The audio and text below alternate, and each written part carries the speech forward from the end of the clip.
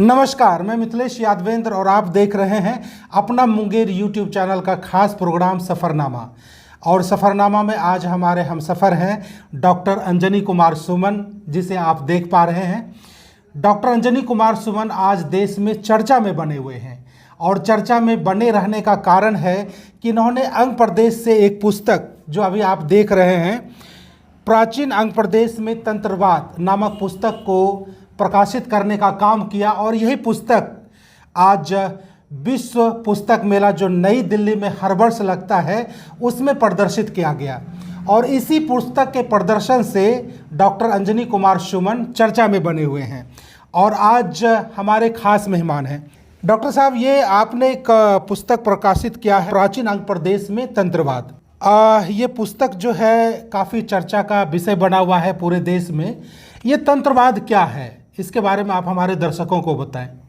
शैव सिद्धांत में भी कायिक आगम है, उसमें दर्शाया गया है तान्यते विस्तारते ज्ञानम ज्ञानेन इति तंत्रम।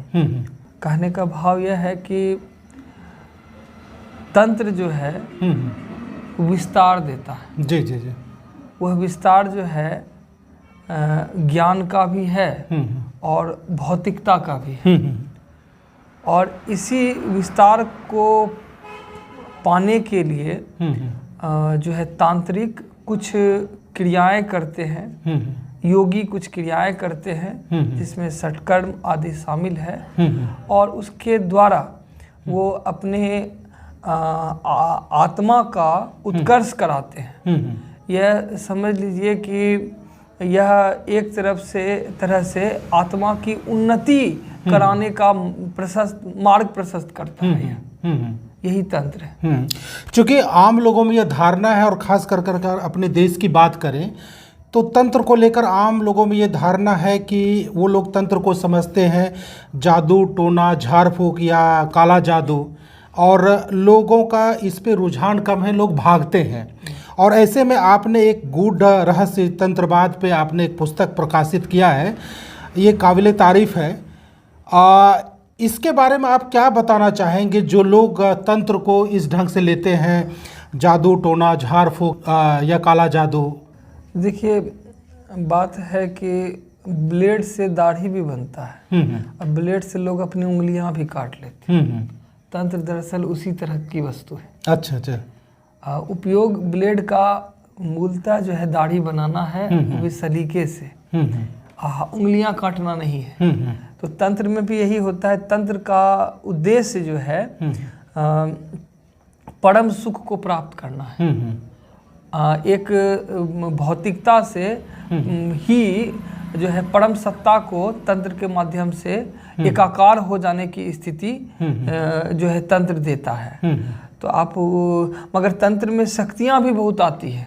एक भौतिक शरीर जो है अगर तंत्र के संपर्क में आता है तो कई सारी शक्तियों का वह स्वामी बन जाता है।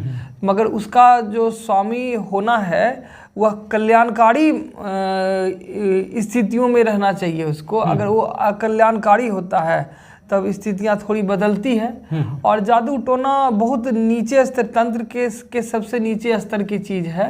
और तंत्र के माध्यम से भी यंत्र भी होता है, तो वो एक यांत्रिक पद्धति के फलस्वरूप होता है। जैसे ये सृष्टि एक सिस्टम के तहत चल रही है, सूर्योदय होना, सूर्यास्त होना, पशु पक्षी वनस्पति पदार्थ का जो है समय पे फलना फूलना, जो चीज़ें संसार में चल रही, जो सृष्टि चल रही है, वो एक नियम के अनुसार चल रहा है, उसी को वो तंत्र मानते हैं। क्या यही तंत्र तो नहीं है? सृष्टि का संचालन भी जो है कहीं न कहीं जो है इसमें भी तंत्र का समावेश है। क्योंकि कई चीज़ें जुड़कर कोई नई चीज बनी है, तो जहाँ जुड़ने की प्रक्रिया है, जहाँ योग है, वह हर वस्तु जो है उस जगह पर वह तंत्र है। तंत्रवाद नामक आपने इस पुस्तक को प्रकाशित किया है। इसमें क्या अंग प्रदेश का क्या रोल है? जहाँ तक अंग प्रदेश का सवाल है, यह क्षेत्र जो है कहा जाता है गुप्त काशी के रूप में इसे जाना जाता है। अच्छा। और यह साधकों की भूमि रही है, यह योगियों की भूमि रही है। यहाँ पर कालांतर से युगों से कह लीजिए या वर्षों से कह लीजिए, यहाँ पर तंत्र साधनाएं होती रही है। और किसी भी मत को लेकर चले, अगर शैव मत को लेकर चले तो जो है खुद शिव का जो है परम जो है प्रिय स्थान अंग रहा है। यहीं पर जो है मंदार है, जहाँ मंथन करके जो है देवी लक्ष्मी और ऐरावत हाथी वगैरह का जो है उत्सर्जन हुआ था। इसके अलावे ऐसे ग्रंथ है जहाँ यह उद्धृत है कि विश्वामित्र और वशिष्ठ जैसे ऋषियों ने भी यहाँ पर कुछ यौगिक साधनाएं की, कुछ तांत्रिक साधनाएं की, जिसमें 1000 नरमुंडों की वेदी पर खुद वशिष्ठ ने साधना की थी, जहाँ पर तारापीठ आज स्थित है। कहा जाता है उसी नरमुंडों की वेदी पर जो है उनका आसन अभी है। और इसके अलावे जो है 84 सिद्ध संत जो रहे वो अंग प्रदेश में ही रहे हैं। यहाँ तक कि नाथ पंथ के जो गुरु गोरखनाथ हैं, उन्होंने भी अपनी सिद्धियां सर्वप्रथम यहीं से हासिल करना शुरुआत उन्होंने किया था, जब वो वज्रयान शाखा में एक जो है सिद्ध योगी के रूप में थे, साधक के रूप में थे। तो उसके अलावे जब विखंडन हुआ विक्रमशिला का, तो यहाँ का जो तांत्रिक ज्ञान था वो यहाँ के क्षेत्रों में बिखर गया। कुछ लोग मूर्ति लेकर गए, कुछ यहाँ के ज्ञान लेकर गए, सबने किसी खो कंदरा पहाड़ों के तलहटियों में, नदियों के किनारे में उन्होंने अपनी साधनाएं जारी रखी। तो वही तंत्र का स्वरूप जो है छुटपुट सभी जगह अंग प्रदेश में देखने को मिलता है। जब से ये पुस्तक विश्व पुस्तक मेला में प्रदर्शित किया गया, इसी सब्जेक्ट को चुनने के पीछे आपकी मतलब क्या प्रेरणा रही? पहले तो हम जिस जगह रहते हैं वो माता चंडिका का स्थान है। तो शुरुआत तो हमारी आराधना से होती है। जब भी नवरात्रि के दिनों में तो एक तंत्र स्थल के रूप में तो सबसे पहले हम इसी को जानना करते थे।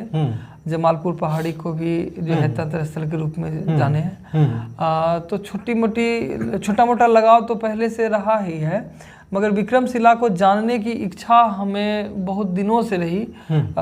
सोचते सोचते भी 10 साल गुजर गए, मैं नहीं जा पाया।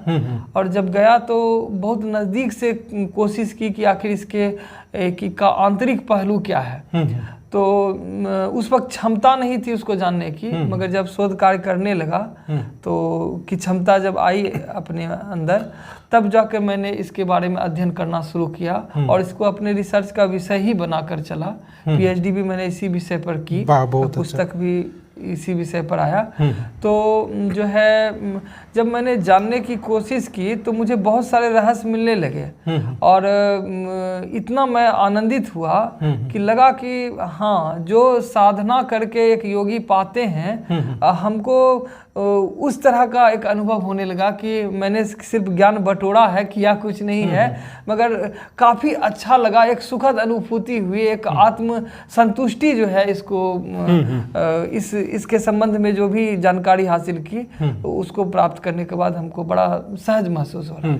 मैंने भी इस पुस्तक को पढ़ा और पढ़ने के बाद इतना आश्चर्यचकित हुआ, शायद मैं अपनी शक्ति को नहीं जान पा रहा था कि हम लोग जो है इतना जो है हमारी संस्कृति इतना रिच रहा है अंग प्रदेश का, और हम लोग इतना पहुँचे हुए व्यक्ति रहे हैं। मुस्लिम आक्रमणकारी जब आए भारत में तो उन्होंने ऐसे सभी धार्मिक केंद्रों को, चाहे वो बौद्ध से संबंधित हो, जैन से संबंधित हो या फिर सनातन या हिंदू से संबंधित हो, सभी धार्मिक केंद्रों पर उन्होंने कुठाराघात किया, उसको नष्ट भ्रष्ट करने की कोशिश की।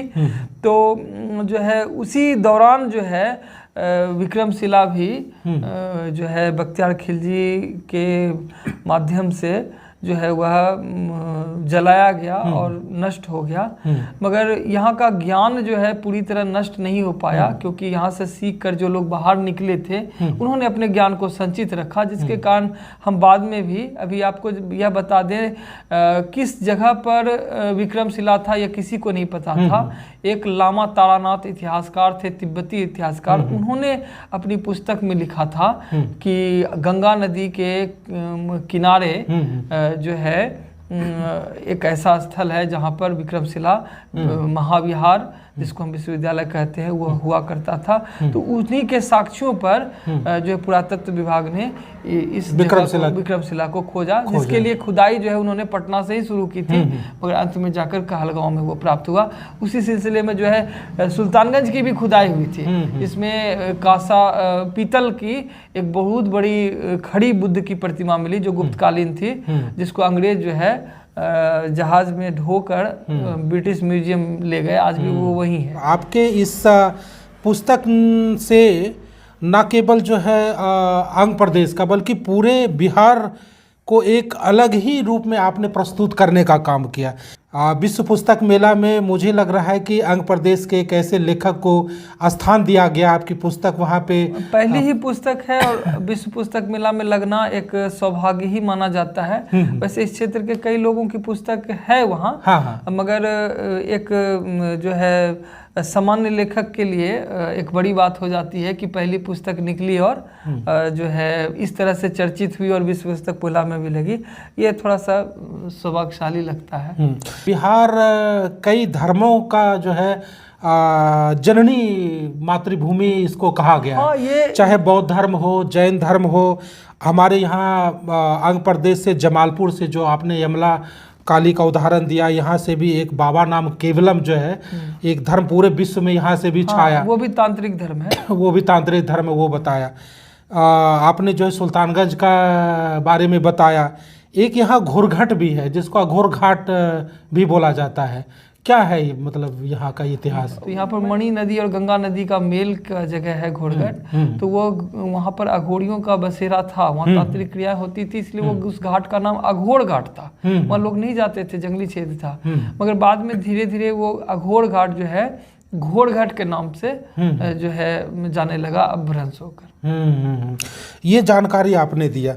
और इसके बाद जो है आपने बताया कि वेस्ट बंगाल और असम ये मतलब काला जादू के नाम से ज़्यादा फेमस हो गया, लेकिन जो काशी का क्षेत्र, गुप्त काशी का क्षेत्र आपने बताया, कहीं ना कहीं यहाँ की जो संस्कृति है, जो पॉजिटिवनेस है तंत्र का, वो यहाँ से संजो कर करके रखा गया इसको अंग प्रदेश का। यहाँ के तंत्र बदनाम नहीं हुए क्या? वो जो असम वाले हैं या वेस्ट बंगाल, काला जो जुड़ गया ये क्या है? काला जो जुड़ गया है ये गंभीरता का परिचायक है। कि इससे ज्यादा ताकतवर जादू कहीं नहीं दिखाई देगा। अच्छा। इससे ज्यादा ताकतवर और मारक जो साधनाएं होती है वो दूसरे किसी जगह में नहीं होती है। अच्छा। इसका भी केंद्र जो है विक्रमशिला ही है। यहीं का ज्ञान जो है वहाँ चला गया। उत्कर्ष होकर जो है बिखरा जब इधर उधर, तो जो है उसमें और भी साधनाएं जुड़ी, तो वो और ज़्यादा बेहतर स्थिति में आ गई। तो हो सकता है यही कारण रहा होगा कि बिहार से जो है बहुत सारे धर्म निकले, सृजन का काम हुआ यहाँ पे।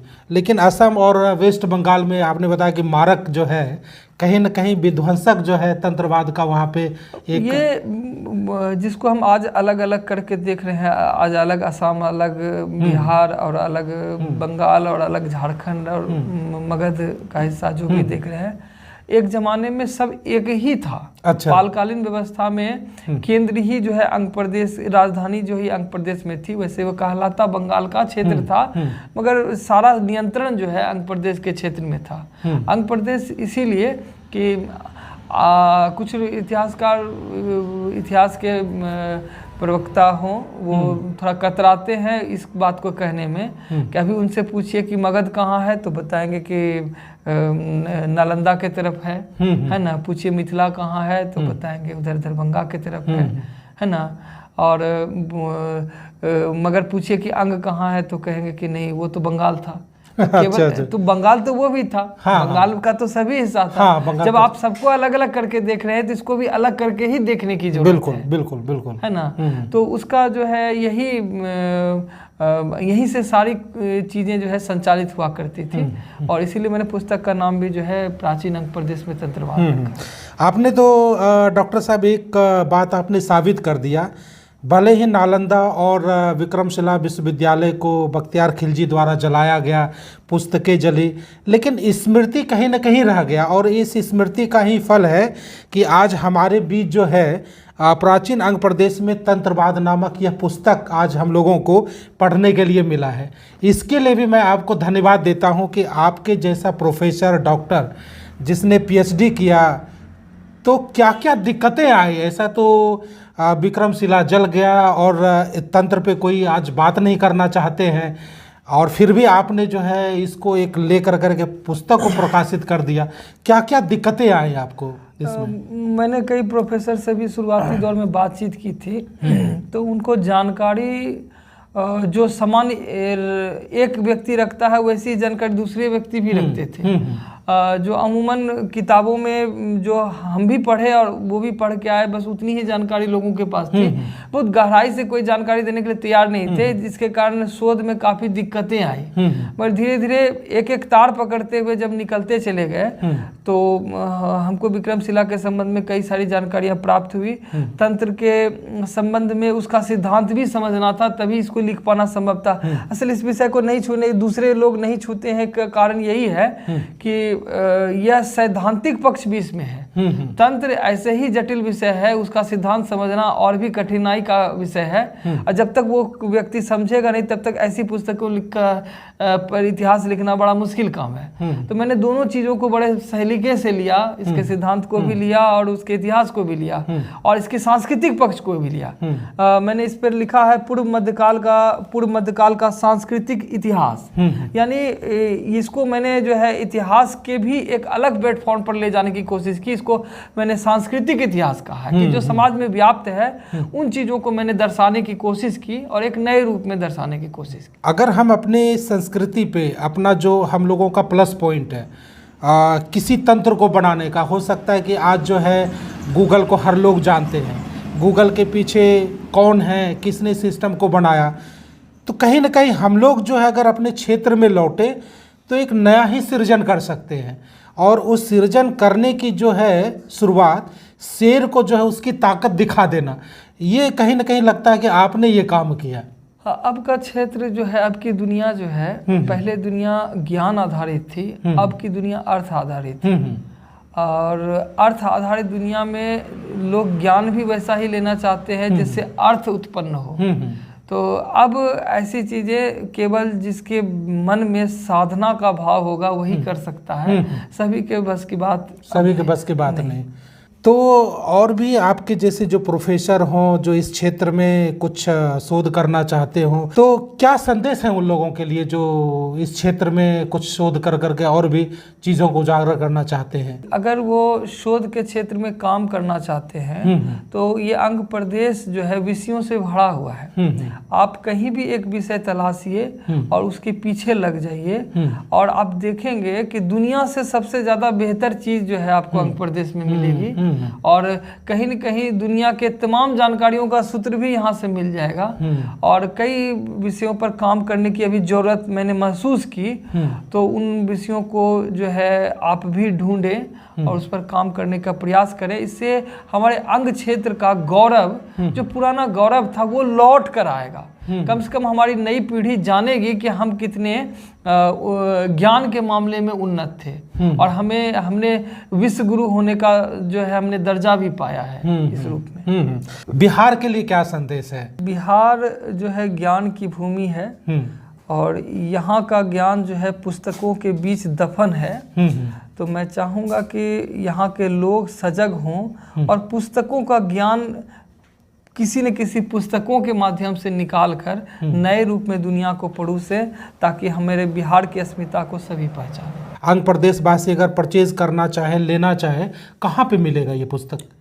ये पुस्तक जो है श्वेतवर्णा प्रकाशन नई दिल्ली से प्रकाशित है। तो आपको श्वेतवर्णा के प्रकाशन से संपर्क करना होगा, उसके साइट पर जाना होगा, वहाँ से मिल जाएगा। अमेजोन पर भी बहुत जल्द उपलब्ध होने वाला है। और इसके अलावे लोकल स्तर पर भागलपुर और मुंगेर की भी कुछ खास दुकानों में ये प्राप्त हो सकती है।